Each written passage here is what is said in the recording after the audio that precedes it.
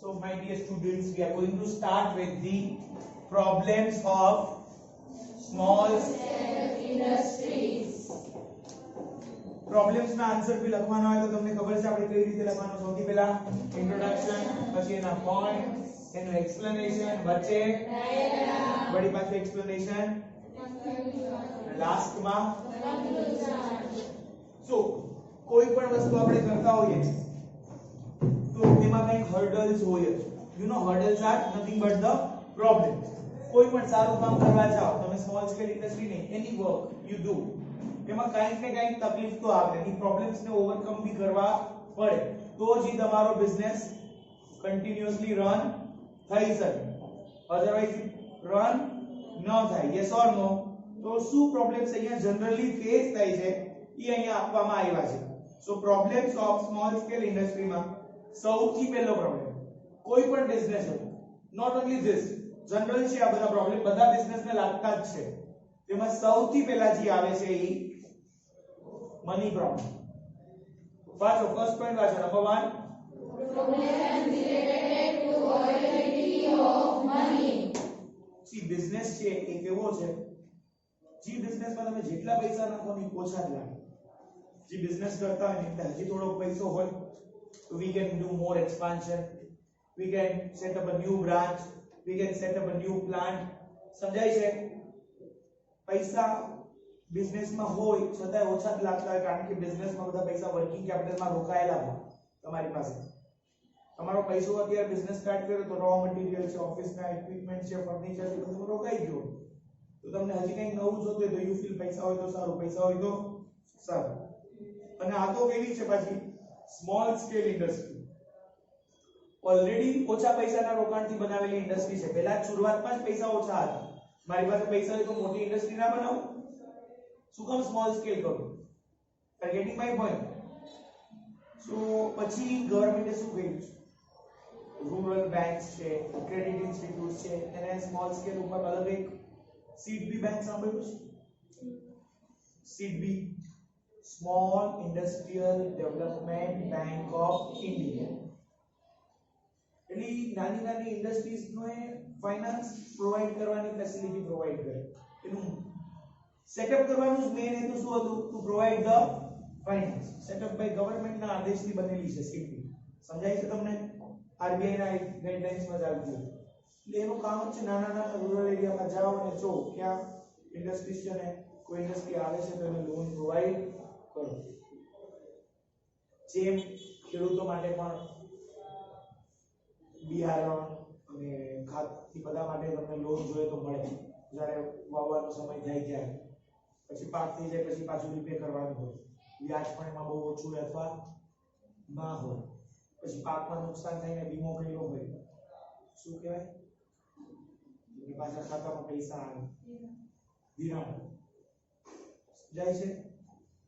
બધી સ્કીમ્સ બનાવવામાં આવી છે. જે એરિયામાં જેને જરૂર હોય એ પ્રમાણે એને યુઝ કરવાની. હવે સ્કીમ આખા ભારત લેવલે બની, પછી કયો રાજ્ય સરકાર એને અપનાવે છે અને કયો રાજ્ય સરકાર અપનાવતો અમુક સ્કીમ્સ છે કલકત્તા બંગાળમાં એપ્લાય થતી જ બીકોઝ ત્યાંની સ્ટેટ ગવર્નમેન્ટ એને એક્સેપ્ટ કરતી નથી. પોતાની રીતે જે કરવું હોય કેન્દ્ર સરકારની સ્કીમને અપનાવતી નથી. એટલે તો ચીફ મિનિસ્ટર કરવું બધું છે એક્સેપ્ટ કરવું કે ના. સમજાય છે તમને? પછી જન ધન યોજના હતી, સ્વચ્છ ભારત મિશન છે, એ કઈ એક કે બે રાજ્ય માટે પૂરતું નથી. બધી યોજનાઓ ઉજ્જવલા છે, રોજગાર યોજના છે, પ્રધાનમંત્રી રોજગાર યોજના, પછી પ્લે સ્કૂલ્સમાં આંગણવાડીઓમાં મિડ ડે મીલ મળે, તમને બપોરે જમવાનું પ્રોવાઈડ કરવામાં આવે. એનું ધ્યેય શું કે એના દ્વારા બચ્ચાઓ સ્કૂલમાં આવે, ગરીબ બચ્ચા, બાપ બાપે એક ટાઈમ અહીંયા ખાવાનું મળશે, ઘરે આપણે બરાબર ન દઈ શકતા, ભલે ઈ બાર સ્કૂલે છે, સરકારી જમવાનું દઈને એ લોકોને સ્કૂલ તરફ ખેંચે છે.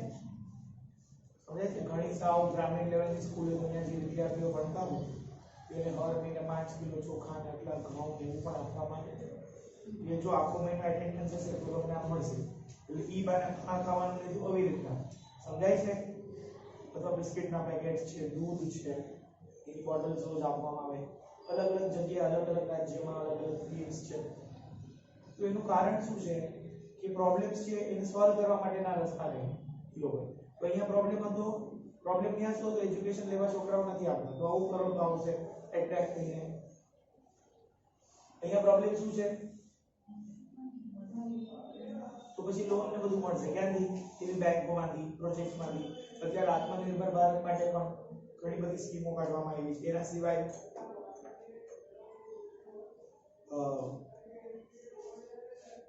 લોકડાઉન પીરિયડમાં જે નાના બિઝનેસ છે, શાકભાજી વાળાઓ છે, જે રોડ ઉપર માલ વેચે છે, રેકડી કાઢે છે, એ બધા માટે પણ 50,000 રૂપિયાની લોન સુધીની છૂટ હતી. ઇન્ટરેસ્ટ ફ્રી 2 વર્ષ 3 વર્ષ પછી ભરવાનું. એવી પણ એક સ્કીમ નીકળી બધી બેંકોમાં. સમજાય છે? એનું ફોર્મ આવ્યું છે, ઘરીને જવાનું અને બેંક મેનેજરને એપ્લાય કરવાનું. તમને એ તમે કહેશો એનું શું? કારણ કે અત્યારે 2-3 મહિના એ લોકોનો બિઝનેસ બંધ રહે એટલે મૂડી છે, લોન કરવાનું એ બધું શું થઈ ગયું? પાછો પૈસો આવે તો પાછું સેટઅપ કરી શકે, કમાઈને પાછું પે કરી દે. Clear with this? હા કે ના? પછી સેકન્ડ પ્રોબ્લેમ રો મટીરીયલ નો દેખાતો હશે. જો તમે શું છે? જો problem related to row material. ઘણીવાર મોટી ઇન્ડસ્ટ્રીઝ બધું રો મટીરીયલ એકહારે ખરીદી કરી દે છે અને સ્મોલ ઇન્ડસ્ટ્રીને મળતું ન હોય. લોકલ માર્કેટ્સમાંથી મળે પણ એ જોઈએ એવી ક્વોન્ટિટીમાં મળે, અથવા મોટી ઇન્ડસ્ટ્રી વધારે પૈસા દઈને લઈ જતી હોય તો સ્મોલ ઇન્ડસ્ટ્રી વાળાને એટલા પૈસા દેવા પોસાતા. સમજાય છે? અથવા ઘણીવાર કોઈ ઇન્ડસ્ટ્રી એવી છે જે એગ્રીકલ્ચરના પ્રોડક્શન ઉપર ડિપેન્ડ થયેલી છે, એ એગ્રીકલ્ચરનું પ્રોડક્શન જ આ વર્ષે નબળું રહ્યું. ફોર સપોઝ જૂનું એક્ઝામ્પલ, ટોમેટો કેચઅપ બનાવવું છે, આ વખતે ટોમેટાનું પ્રોડક્શન જોઈએ એવું છે જ નહીં. ફરક પડશે તો નહીં પડે મને રો મટીરીયલ મળવામાં? આગે ના? અને મળશે તો ઊંચા પ્રાઇસે મળશે, તો મને બનાવીને વેચવું નહીં પોસાય. પછી અને ઊંચા પ્રાઇસે વેચવું તો જોઈએ, મને જરૂર મેં વિચાર્યું એટલું સેલ્સ થયું જરૂરી. ઘણા કસ્ટમર એમ કે ભાઈ મોંઘું છે લેવું નથી, કેવા દે એના વગર થાય છે. ન સમજાય? અથવા જ્યાં 6-8 બોટલ લેતા હશે ત્યાં કે 2 બોટલ મોકલાવો તો આમ મતલબ રિડક્શન. ન સમજાય? નેક્સ્ટ આવશે મશીનરી. જો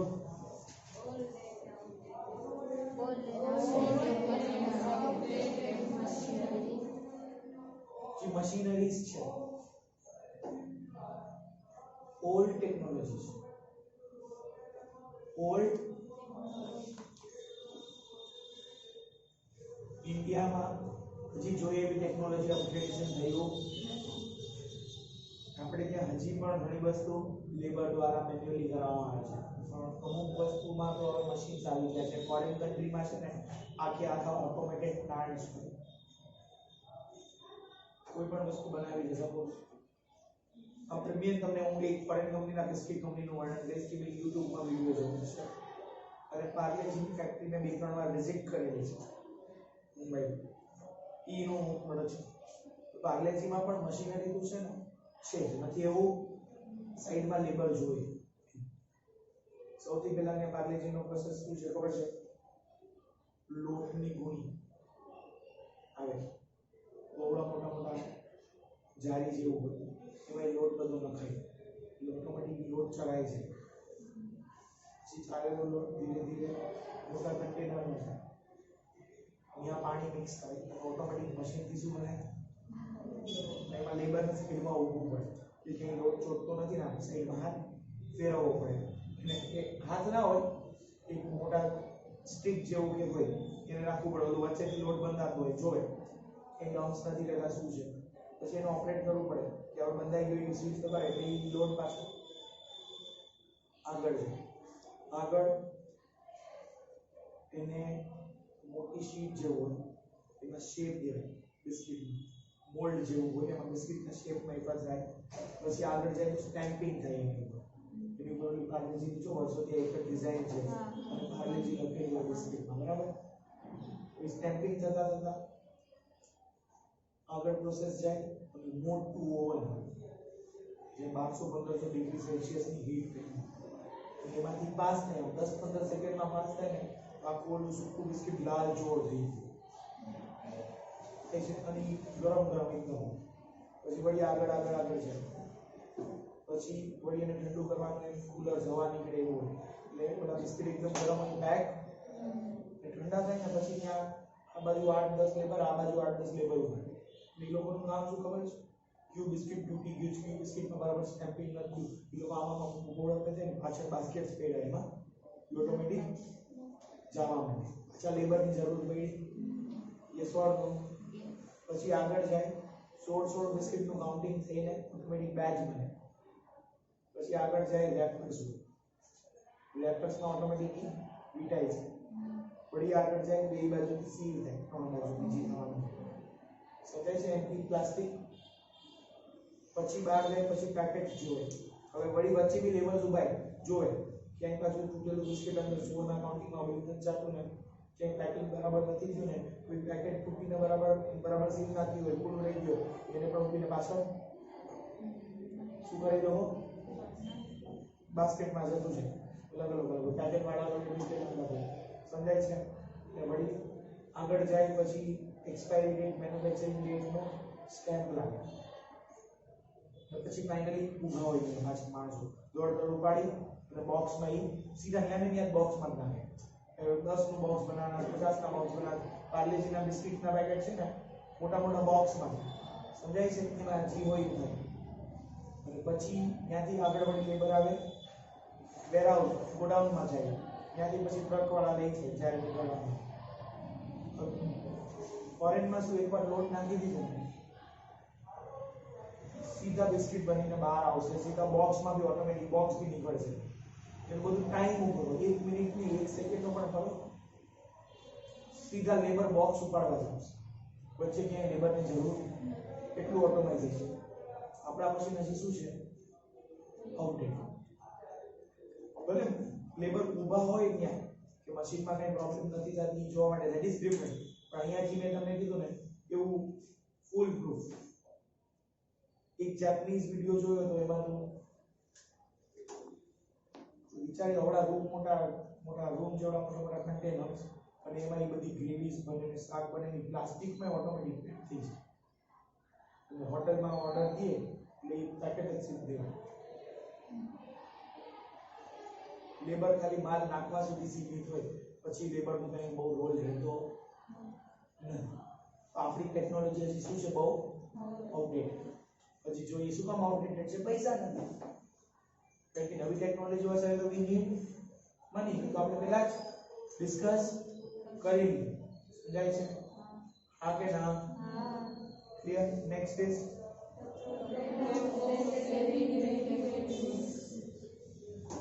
જો હવે ઘણા લોકો આપણી પાસે આવીને બનાડાવે એવું જરૂરી સ્મોલ સ્કેલમાં હેન્ડ હાથથી બને બધું વધારે.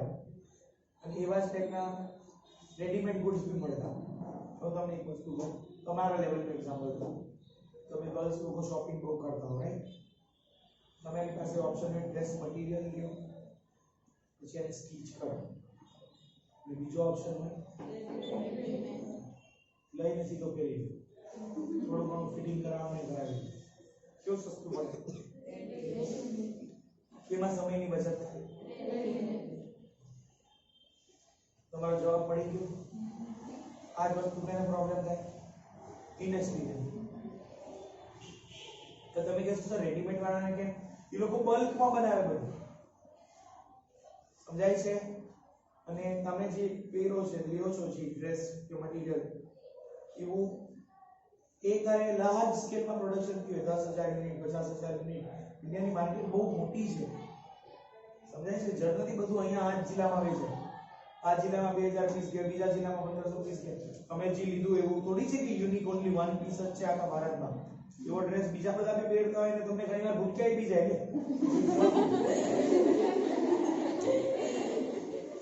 અને ઘણીવાર ચાઇના તમે પ્લાનિંગ કરીને બેનો કે એવું કઝિન હોય કે કાંઈ હોય પ્લાન કરીને પણ સરખું જ ગયો. લેશું તો બધા એક સરખું. Clear with this? હા કે ના? સમજાણું? નેક્સ્ટ.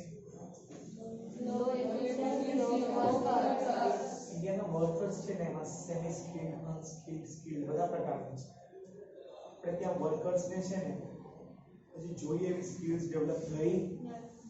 પછી ફોરેનમાં છે ને સમ ઓફ ઇન્ટરવ્યુ હોય ને અમુક ડેવલપ કન્ટ્રીઝમાં, બધામાં નહીં. ફોરેન બાંગ્લાદેશ બી થાય ને પાકિસ્તાન બી થાય. I am talking about the develop country. હા થાય જ ને, સવાલ જ નથી એમ. તો ત્યાં પેઇન્ટર હોય ને, પેઇન્ટર એ ગ્રેજ્યુએટ હોય, સ્વીપર હોય ને, સ્વીપર એ બધા વેલ એજ્યુકેટેડ હોય. અહીંયાની જેમ સ્વીપરની જેમ કામ બી નહીં કરે, અહીંયા સ્વીપરને કહેવામાં ભાઈ ગ્લોવ્સ પહેરીને કરને એમને ના ભાવે. જ્ઞાન લોકો તો બધું પ્રોપર સેફટી મેજર સાથે એનો યુનિફોર્મ અલગ, સોક, શૂઝ, હાથમાં ગ્લવ્સ, માસ્ક, કાતે જે રિક્વાયરમેન્ટ છે. ઉપર ચડવાનું તો આપણા વાળા તો સ્ટન્ટ કરે. ત્યાં તો પ્રોપર સેફટી મેજર્સ એવી સીડી એવી રીતનું બનાવેલું કે કોઈ રીતે પડવાના ચાન્સ, અને જો એ ફોલો ન કરે ને પેઇન્ટર કે કોઈ પછી ઓનર એની ઉપર કેસ થાય કે તમારા ઘરમાં આવીને કરે તો તમે ધ્યાન નથી રાખી શકતા. આપણા વાળાનું શું એટીટ્યુડ હોય, એને કામે લાગ્યું એને સંભાળવું સંભાળશે. ડિફરન્સ આદત હોય રોજ ની કઈ ના પડે, તમે કોઈ કહેતા ઈ થોડી પડે રોજ ની આવે. એટીટ્યુડ ચેન્જ, આપણા લેબર નો એટીટ્યુડ ચેન્જ જ ના થાય. વી આર સમથિંગ, આપણા લેબર ને શીખવું હોય તો બહુ ડિફિકલ્ટ છે. વી ઇન્ડિયન્સ આપણે કોઈની નીચે દબાઈને રહેવું ગમતું નથી. અને ઇન્ડિયામાંથી આ કાર્ડ આવશે. હવે આપણે હસીએ છીએ ત્યારે ભારતમાં, પણ હવે 10 વર્ષ પછી કેનો જમાનો આવશે તો બધા કારીગરો જાય છે. કારણ કે હવે કારીગરો મળવા ઓછા થઈ ગયા છે. ભણી ગયા પછી કોઈને એવું કામ, એની ઇન્ડસ્ટ્રી પણ ઓપન થશે. એટલે ગુજરાત સરકારે ઓલરેડી તમારા ગર્લ્સ માટે તો ઘણી બધી વસ્તુ આઈટીઆઈમાં શરૂ કરી છે. સીવણ ક્લાસ, બ્યુટી પાર્લર, કે જે ડિગ્રી આમ નથી લેતા, આ રીતે લઈને પણ પોતાની રીતે સ્વાવલંબી રહી શકે. આ બધાનો જમાનો આવશે કારણ કે બધા કામ કરવા વાળા લોકો જોશે. વી ઇન્ડિયન આપણે સોસાયટીમાં રહે તો આપણે બધાની જ જરૂર છે. એવું નથી કે સ્લીપર ગાઉન છે અને ઇન્ડસ્ટ્રીયલિસ્ટ જ ઇમ્પોર્ટન્ટ છે, એવું નથી. બધા એક પરસ્પરસ છે. જો એ લોકોની આવે તો સફાઈનું કોણ કરશે જિમ્મેદારી? એ પણ એટલા જ જરૂરી છે જેટલા પોલીસ, ડોક્ટર્સ છે. એટલે એ ભેદભાવ તો આપણે કરવો જ. અને કોઈ કામ નાનું નથી, કોઈ કામ આપણે આપણા ઘરની સફાઈ કરીએ જ છીએ ને, કે નથી કરતા? તો દે આર ધ પીપલ. એ તો એના ઘરની પણ કરે અને આપણા આજુબાજુમાં રહેતા ઘરોની આજુબાજુમાં રહેલા પરિસરની પણ કરે. તો આપણે ઉલટા આપણે ઘરની સફાઈ કરીએ તો થોડી હસીએ છીએ કે કંઈ ખરાબ ફીલ કરીએ છીએ. એ લોકો માટે તો આપણે માન વધારે હોવું જોઈએ. એ સફાઈ કરે તો આપણો પરિસર સ્વચ્છ રહે. સમજાય છે? મેં કંઈક સાંભળેલું તો આપણે કંઈક કચરાવાળો આવ્યો, કચરાવાળો નથી આવ્યો, એ સફાઈ વાળો છે. કચરો તો આપણે દઈએ છીએ. સમજાય છે? કચરો આપણે કર્યો છે ને એ લઈ જાય છે, તો સાફ કરે છે કચરો. ડિફરન્સ થઈ જાય બોલવામાં પણ. પણ નાની નાની વાત છે, એની પર કોઈ ધ્યાન દીધું. વોટ ઇટ નેક્સ્ટ ઇઝ લેબરની વાત થઈ. અલગ અલગ પ્રકારના લેબર જોયા. તો અહીંયા પણ આપણે એફિશિયન્સી લો છે, એ એક વાત આવી રહી છે. નેક્સ્ટ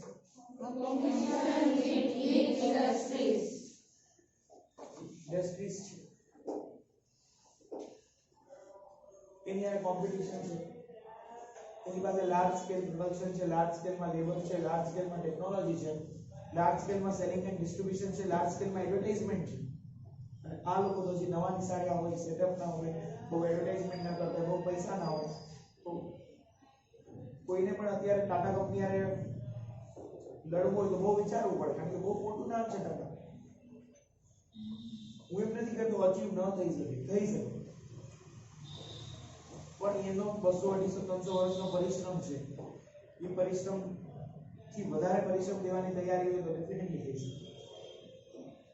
કોઈ વસ્તુ દુનિયામાં અશક્ય. The thing is you should have determination to achieve that.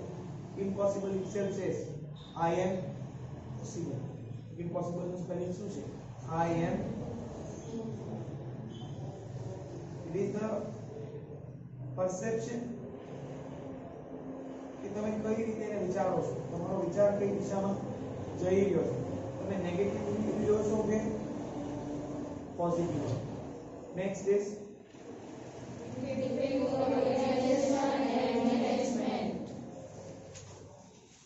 defective organization and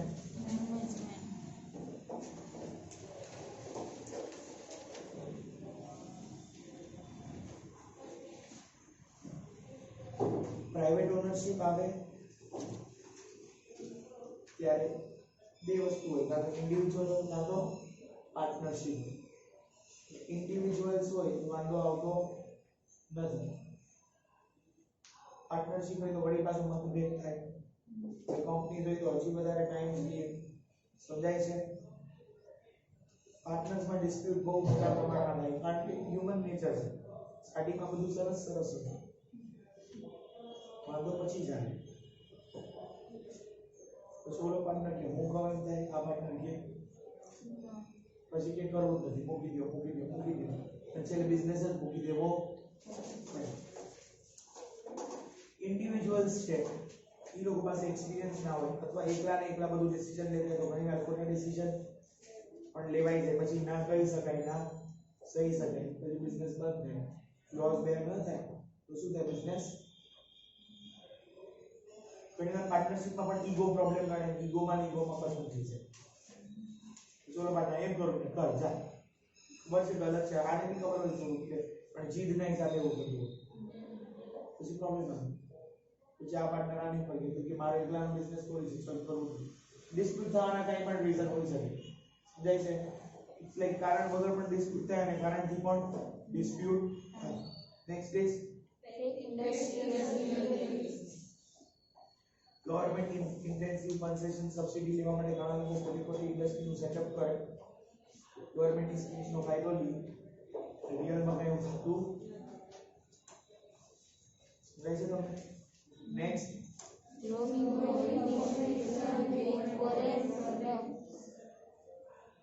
foreign products બી આવે અને આપણે બી પ્રોડક્ટ બનાવીએ. ફોરેન પ્રોડક્ટ 10 રૂપિયામાં મળે, આપણો 15-17 રૂપિયામાં છે. કસ્ટમર કયો લેશે? થોડી નહીં હરેક લોકો જોશે ઓ ઇન્ડિયાનો નથી તો મારે તો આત્મનિર્ભર સ્વદેશી જવું. એવા 100 માંથી 5 લોકો નથી. ભાઈ બોલવું કરવું બહુ ડિફરન્ટ છે. બોલવું અને કરવું બહુ એટલે બહુ. તમે રોજ બોલો કે આજે મારે 3 કલાક ભણવા બેસવું જ છે, કેટલા લોકો રોજ કરી શકે 3 કલાક સ્કૂલ ટ્યુશન સિવાયના ટાઈમ? પોસિબલ છે ના? રોજ હું વિચારું મારા મોબાઈલથી દૂર રહેવું છે, રહી શકાય? સુઈએ તો મોબાઈલ પેલો, ઉઠીએ તો જ્યારે બાજુમાં આપણે ઉઠીને બાજુમાં રહી ગયો બધા. અડધી રાત્રે ટાઈમ જોઉં તો સામે ઘડિયાળ તો તકલીફ નહીં. Am I right or wrong? This is the things. આપણે બોલીએ છીએ ઇન્ડિયન પ્રોડક્ટ્સ પણ when it comes of giving money, જ્યારે આપણા પૈસા ખર્ચવાની વાત આવે ત્યારે આપણે એ જ વિચારીએ કે આપણે સારું સસ્તું ક્યાં મળે છે. પછી ફોરેન પ્રોડક્ટ એટલે એવો ઇમ્પોર્ટેડ વસ્તુ છે. પરફ્યુમ ની બધું ઓછું થયું. પેલા તો ગમે તે પરફ્યુમ હોય, પછી લોકલ વાળા બી સ્માર્ટ બને, ઇમ્પોર્ટેડ છે કરી દે છે. કોણ પડે? નેક્સ્ટ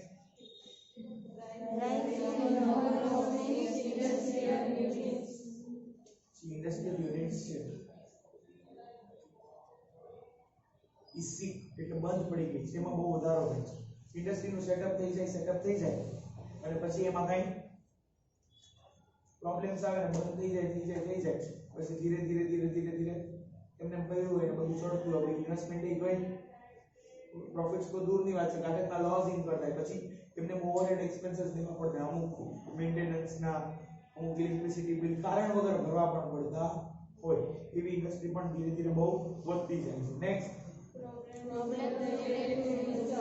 નાની ઇન્ડસ્ટ્રીએ રિસર્ચ ને બધું કરી, પૈસા એટલા હોય નહીં, ટાઈમ એટલો હોય નહીં, અને પોતાની રીતે કરે પછી પ્રોડક્ટમાં પ્રોબ્લેમ નહીં રહે તો પછી પ્રોડક્ટ તો પડી જાય. નેક્સ્ટ